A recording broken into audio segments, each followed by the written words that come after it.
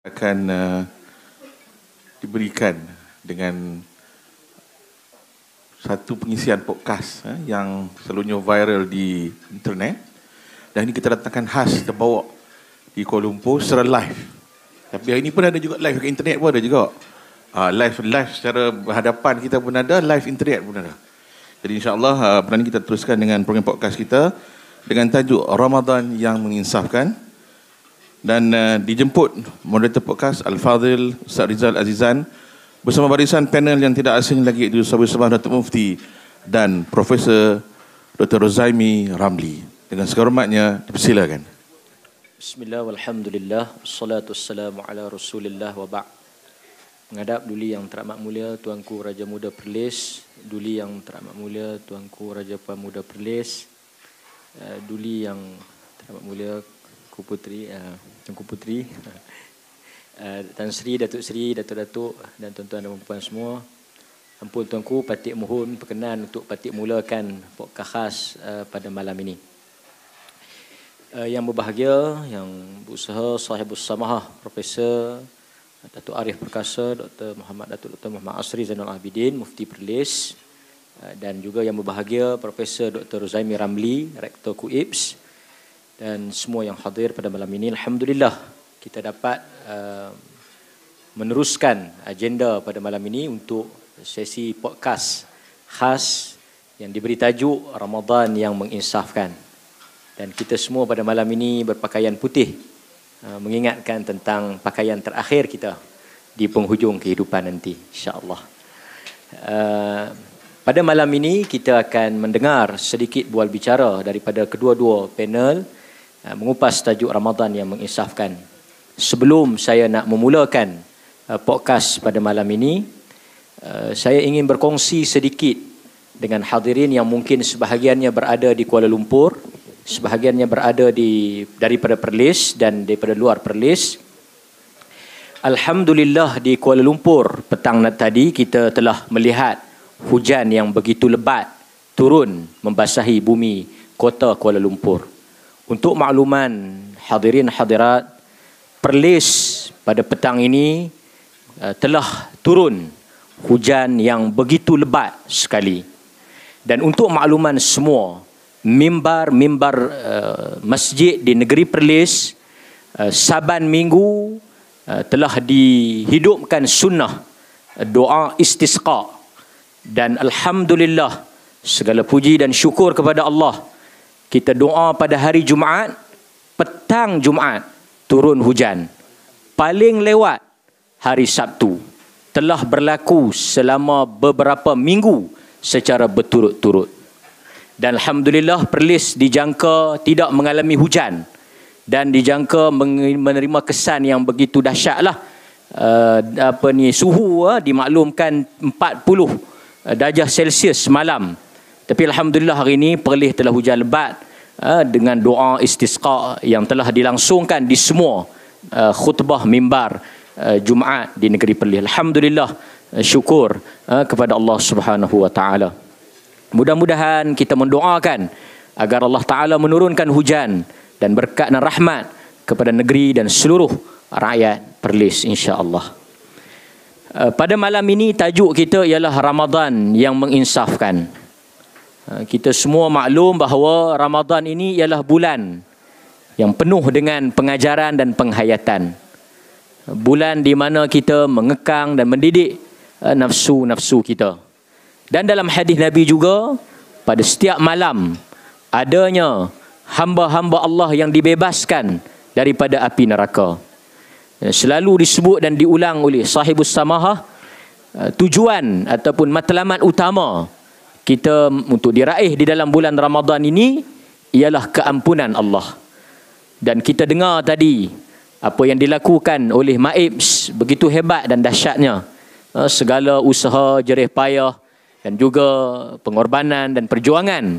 Sebab itu pada malam ini kita dimaklumkan pakaian para pejuang MAIP. Kan, istilah dalam jemputan tu pakaian pejuang MAIP.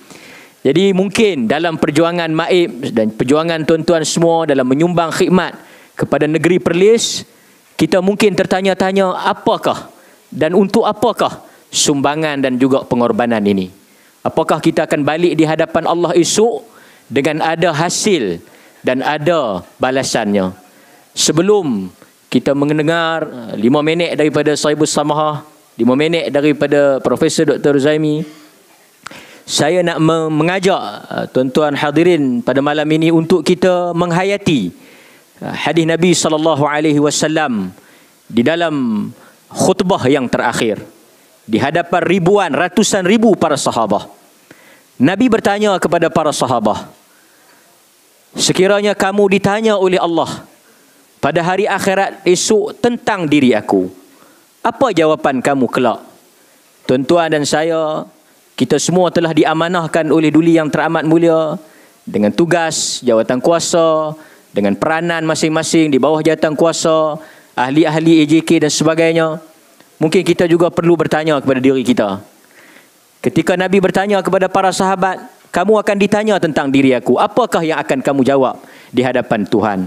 Seorang Nabi takut dan bimbang tentang dirinya. Lalu para sahabat menjawab, kami menyaksikan sesungguhnya engkau telah menunaikan amanah, engkau telah menyampaikan risalah, dan engkau telah menasihati kami. Jadi tuan-tuan dan puan-puan sekalian, ini mungkin satu keinsafan untuk kita yang akan menerima watikah dan lantikan sebentar nanti. Apakah yang akan kita bawa dan kita jawab di hadapan Tuhan esok di atas amanah yang kita pikul pada hari ini? Saya meminta Sahibus Samahah dalam masa yang diberikan ini untuk memberikan sedikit tausiah, wasiat, pesanan untuk diri beliau yang bercakap dan diri kita yang mendengar. Ramadan dan pengorbanan dan perjuangan kita di Maib dan seluruh masyarakat untuk negeri Perlis dan seluruh rakyat Malaysia, insya-Allah. Jadi saya persilakan dahululah Sahibus Samahah untuk memberikan sepatah dua kata. Assalamualaikum warahmatullahi wabarakatuh. Alhamdulillah wassalatu wassalamu ala Rasulillah wa ba'd. Adab ke bawah Duli yang tamat mulia Tuanku Raja Muda, Duli yang tamat mulia Raja Puan Muda, Tuanku anda tuanku dan juga seluruh hadirin yang ada pada majlis ni. Sebelum saya nak cakap ni pasal masa kita terhad, saya nak fahamkan kepada orang yang tengok di live ni, pasal walaupun kita tahu sekarang ni time mungkin sembahyang, sebahagian sembahyang tarawih tu Aisyah, supaya mereka tak salah faham. Mereka kata, mereka ni tak sembahyang tarawih ke? Kami sedang dah solat dan kami sebahagiannya berjemaah dan insya-Allah dan berbuka puasa, dan selepas daripada ini insya-Allah kita akan solat tarawih. Kita dalam satu program Majlis Agama Islam dan Adat Istiadat Melayu Perlis, supaya dia tak heran sikit kan. Okey, kita ringkas saja. Tadi Ustaz Nazim sebut podcast. Podcast ni dia, yang ni dia nak macam forum sikit, tapi podcast ni dia santai-santai, tapi podcast lah juga bila macam ni kan. Saya ambil kesempatan tadi mana Al-Fadhil CEO cakap tadi. Ringkas sajalah. Yang ni untuk tazkirah untuk diri saya lah, mungkin kongsi tuan-tuan juga. Tadi Ustaz Nazim sebut tentang pencapaian Maib dan semua kita lah, kita berbahagialah, bersyukur atas itu. Tapi kita dalam hidup ni, apa dia KPI yang Allah minta untuk kita capai? Apa dia yang kita nak capai? Allah bagi senang saja. Kalau kita lihat ayat ni dalam surah Ali Imran ni, Dr. Luqman pada dengan tafsir, kullu nafsin dha'iqatul maut wa innama tuwaffawna ujurakum yawmal qiyamah faman zuhziha 'anil nar wa udkhilal jannah faqad faz wa mal hayatud dunya illa mata'ul ghurur. Semua nyawa Allah kata akan mati. Hanya saja kamu diberikan sepenuhnya ganjaran pada hari kiamat kelak. Sesiapa yang dapat menyelamatkan dirinya, sesiapa yang dikeluarkan, diselamatkan daripada neraka dan dimasukkan ke dalam syurga, maka dia telah berjaya. Tidaklah kehidupan dunia ini melainkan perhiasan yang menipu. Ini saja. Allah kata kejayaan hidup kita di dunia ni, kalau kita tak masuk neraka, dimasukkan dalam syurga, kita berjaya. Dan Allah, Tuan alam ni, yang semua kita makan sedap ke tak sedap ke, Allah kata semua ni, jawatan saya, jawatan tuan-tuan, harta tuan-tuan, harta saya, harta Ustaz Man, mata'un ghurur, perhiasan yang menipu. Siapa saja, dia orang kecil ke orang besar je, kalau dia selamat daripada neraka, dia masuk syurga, dia mencapai kejayaan hidup. Kalau dia tak selamat daripada neraka dan masuk syurga, apa pun kedudukan dia, kebesaran dia, kekayaan dia, dia tak berjaya. Itu adalah KPI hidup kita ini. Sehingga setiap Muslim tak pernah sunyi daripada cita-cita. Pencen, tua, duduk atas katil, tak boleh bangun. Kalau tanya satu orang Muslim, apa cita-cita anda?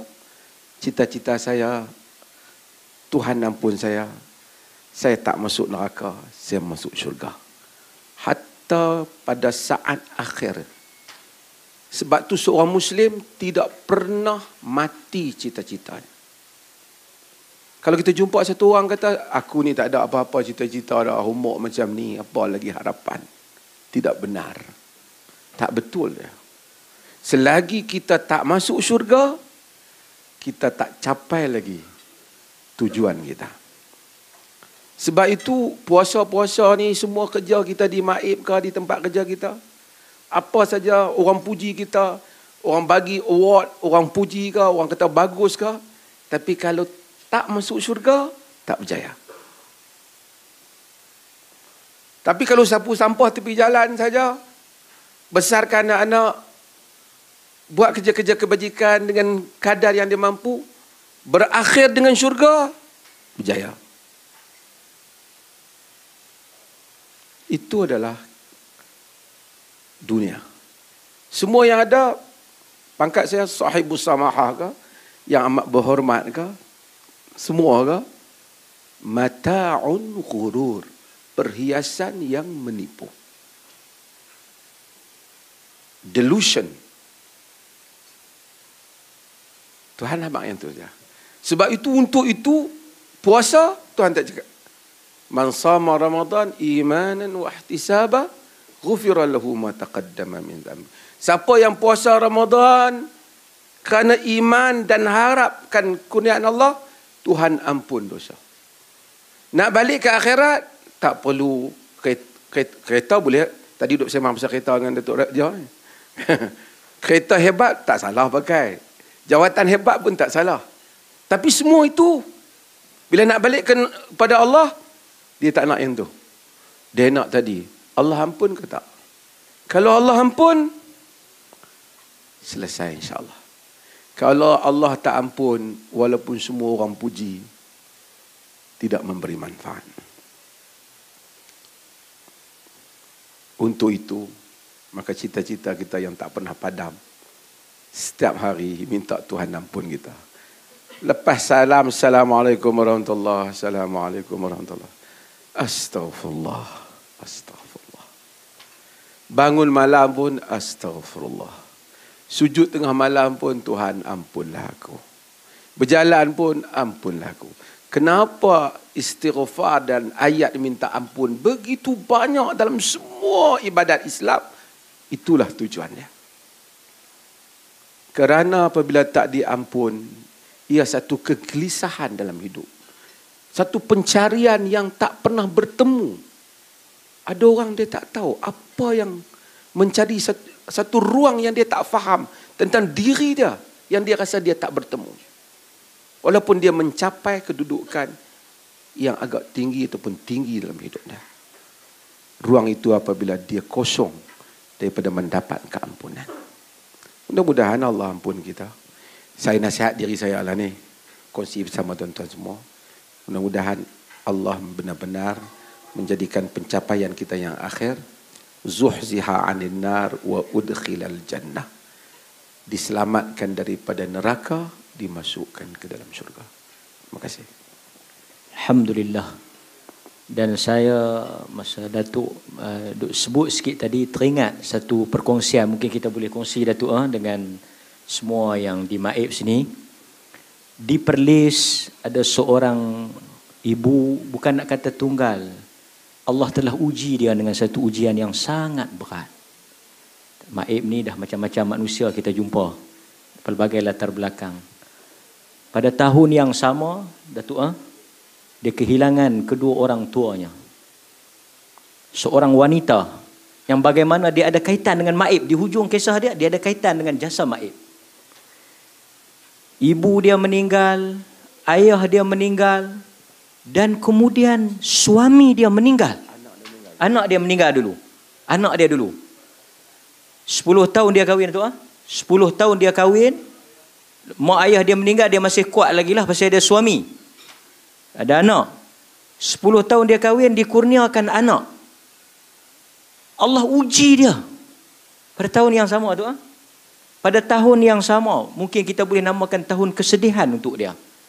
Allah ambil anak dia yang umur 5 bulan tu, yang 10 tahun dia berjuang menantikan cahaya mata itu. Dia masih bersangka baik dengan Tuhan. Dan pada tahun yang sama, selepas Allah ambil anak dia, baby 5 bulan tu, Allah ambil pula suami dia, tempat dia bergantung. Dia daripada Johor mari merantau ikut suami, duduk di Perlis. Allah ambil ibu ayah dia, ambil anak dia, ambil suami dia. Dan kini dia nak ubat kesedihan itu, dia sambung belajar di KUIPS dan di bawah beasiswa Maib. Dan dia kata Allah kasih dan sayang dia. Begitu tinggi sangka baik dia kepada Allah di atas ujian yang bertimpa-timpa pada tahun yang sama. Dia kata dia namakan anak dia tu, suami dia minat Datuk, namakan Muhammad Asri nama dia tu. Kan, tapi Muhammad Asri ni masih sihat alhamdulillah. Kita doakan panjang umur lah. Ya, tuan-tuan, Ustaz Ahmad cerita ni, podcast ni dia bercampur kan. Tapi saya rasa kalau kita pun belum tentu, dia cerita saya, Masya Allah. Tapi ayat dia tu, tahun ni Allah sayang saya dah tu, Allah ambil semua daripada saya, dia tinggal saya saja. Masya Allah. Dia tu tak ada degree pun tak ada, baru nak belajar balik degree di KUIPS. Itulah alhamdulillah hasil tuan-tuan juga bagi zakat lah kan, ada orang dapat belajar free. Tapi subhanallah, kadang-kadang itulah kata soleh ni tak nanti, mufti belum tentu soleh, ustaz belum tentu soleh. Salihah dia. Salihah dia. Bagus dia. Kan? Kita pun belum tentu. Kalau duduk dia tu demam kot. Kan? Masya Allah. Alhamdulillah. Jadi kita balik kepada Dr. Ruzaimi. InsyaAllah Dr. Ruzaimi, dia alhamdulillah dia duk tanya tadi, kita nak makan dulu ke podcast dulu? Dia risau juga tu. Alhamdulillah tuanku kita bagi kita makan dulu. Mungkin kita tak sempat dessert kot doktor, tapi tak apa, akhirat ada. Saya nak tanya soalan kat doktor ni, apabila orang tanya kepada Aisyah radhiyallahu anha, apa doa yang paling kerap dan paling banyak dibaca oleh Nabi? Kita kadang-kadang macam-macam doa orang hantar bulan Ramadan ni, karang panjang-panjang. Tapi Aisyah kata doa yang paling kerap, paling banyak diulang baca oleh Nabi ialah Rabbana atina fid dunya hasanah wa fil akhirati hasanah. Doa yang simple, ringkas. Sampai saya pernah bawa satu orang pergi umrah, dia tanya, "Dok, kita nak pusing tawaf tu baca apa?" Kita kata tak ada baca apa. Sampai rukun Yamani tu baca Rabbana atina fid dunya hasanah. Dia kata baca ni ya, banyak mahal-mahal takkan takat ni ya. Kan. Dia kata kan, dia kata banyak mahal-mahal ajak Rabbana ni saya pun tahu. Orang tak rasa besar dengan doa Nabi. Sedangkan dalam tu ada kebaikan di dunia dan kebaikan di akhirat. Dan mungkin kita dalam dewan ini dapat kebaikan dunia, tapi tak semua orang dapat kebaikan akhirat. Minta Dr. ulas sikit dan kita tangguh insya-Allah podcast kita. Kita bukan tarawih tercepat, podcast tercepat. Assalamualaikum warahmatullahi wabarakatuh. Alhamdulillah wassalatu wassalamu ala Rasulillah wa ala alihi wa sahbihi wa man walah. Menghadap ke bawah duli yang teramat mulia Tuanku Raja Muda Perlis, duli yang teramat mulia Tuanku Raja Puan Muda Perlis, seluruh hadirin dan hadirat yang dirahmati oleh Allah Subhanahu wa taala sekalian. Alhamdulillah kita dapat berhimpun pada malam ini. Suara saya ni pun tak apa nak keluar sebab sejuk. Duduk dalam bilik ni agak sedikit sejuk, tapi alhamdulillah mendengar tazkirah peringatan daripada Sahibus Samaha Datuk Mufti tadi sangat menginsafkan. Begitu juga apa yang diceritakan oleh moderator tadi Ustaz Ahmad, memberikan kita satu semangat yang baru. Allah Subhanahu wa taala memahami dan mengetahui hakikat insan. Insan ini tercipta daripada roh dan jasad. Dan apabila insan ini dilepaskan di dalam dunia, Allah Subhanahu wa taala Maha tahu bahawasanya manusia ini akan terganggu dengan perkara-perkara yang menjauhkan dia daripada jalan yang sebenar. Oleh kerana itulah Nabi SAW menjelaskan hakikat ini dalam sebuah hadis yang sangat masyhur daripada Ibnu Mas'ud radhiyallahu anhu. Nabi SAW buat satu garisan di atas tanah. Nabi buat satu garisan, Nabi kata, hadza sabilullah. Ini jalan Allah yang lurus, Nabi kata. Kemudian Nabi SAW membuat garisan di tepi garisan yang lurus itu, di kiri dan di kanan. Kemudian Nabi SAW menyebutkan, hadhihi subul fi kulli sabilin minha syaitan yad'u ilaih. Dan ini adalah jalan-jalan, Nabi kata. Ni kiri dan kanan ni jalan-jalan daripada, dan di setiap jalan-jalan ni ada syaitan yang mengajak manusia untuk masuk, keluar daripada jalan yang lurus ni, masuk ke jalan yang salah. Oleh kerana itulah dalam Islam ni ada satu bab yang dipanggil sebagai taubat. Taubat ini dalam bahasa literal meaning dia adalah ar-ruju', kembali. Kenapa disebut kembali? Kerana taubat ini ialah hakikatnya kita nak kembali semula ke jalan yang lurus setelah kita terbabas, terkeluar di exit yang salah. Kita kena patah balik. Di mana saja kita tersilap, kita kena patah balik. Dan sesegera mungkin syarak suruh kita patah balik. Tapi hakikat insan, Allah Subhanahu wa taala berpesan kepada kita, ya ayyuhalladzina amanu la tulhikum amwalukum wala auladukum an dzikrillah.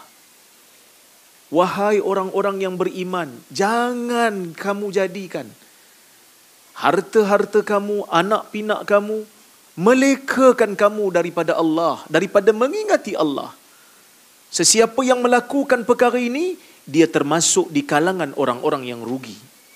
Maka sebab itu Allah Subhanahu wa taala menyediakan beberapa pakej ibadah supaya kita kekal berpegang dengan tali Allah, berada di atas jalan itu.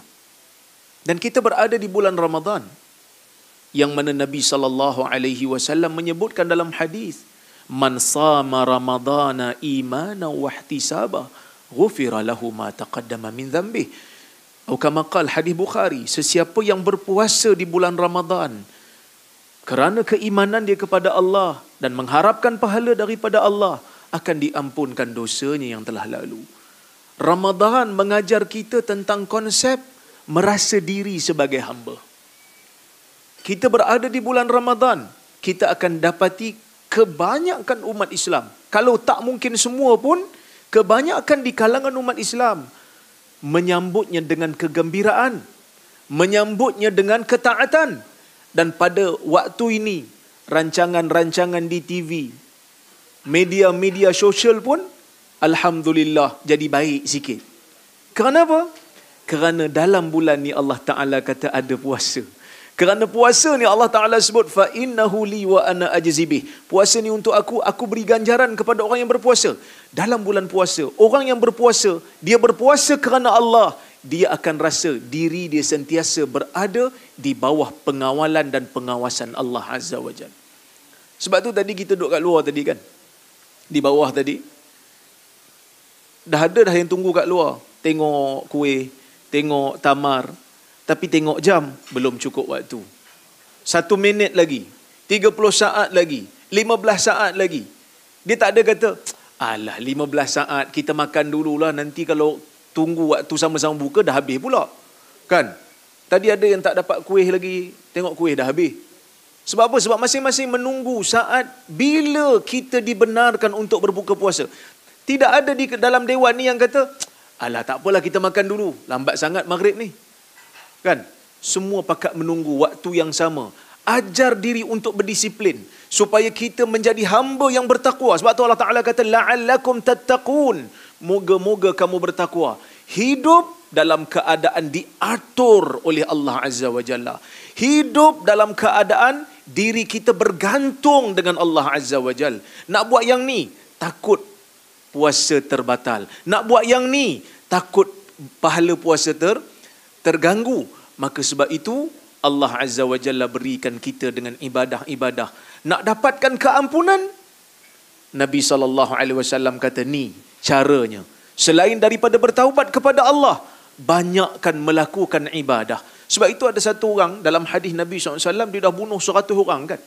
Tuan-tuan pun biasa dengar cerita ni. Kan? Cerita ni dia dah bunuh 100 orang, lepas tu dia nak pergi taubat.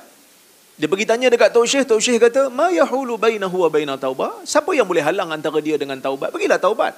Tapi Tok Syekh kata apa kat dia? Bukan hanya sekadar taubat. Kata Tok Syekh yang memberikan fatwa kepada orang yang berdosa ni, dah bunuh 100 orang ni. Intalik ila ardi kadha wa kadha fa inna biha unasan ya'buduna Allah fa'budillaha ma'ahum. Kamu pergilah ke bumi sekian-sekian. Di sana ada manusia-manusia yang menyembah Allah. Pergi sembah Allah bersama dengan mereka. Wala tarji' ila ardik fa innaha ardusu. Kamu jangan balik ke bumi kamu, kerana bumi kamu ini bumi yang jahat, bumi yang menghalang kamu dan melekakan kamu daripada menyembah Allah Azza wa Jalla. Jadi nak dapatkan keampunan, nak rasa diri sebagai hamba, tidak ada jalan lain, lazimi ibadah. Maka sebab itu Nabi SAW tunjukkan contoh yang terbaik. Nabi SAW solat sehingga bengkak kakinya.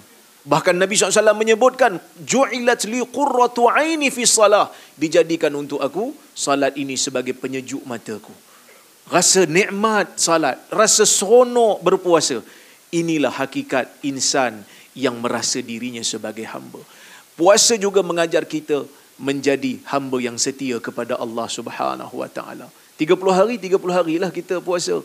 Kalau 29 hari, 29 hari. Dia tak ada kata, alamak tak nampak anak bulan belum kelihatan lagi. Tak apalah, kita ambil 29 lah. Alang-alang. Hari 30 kita Syawal. No.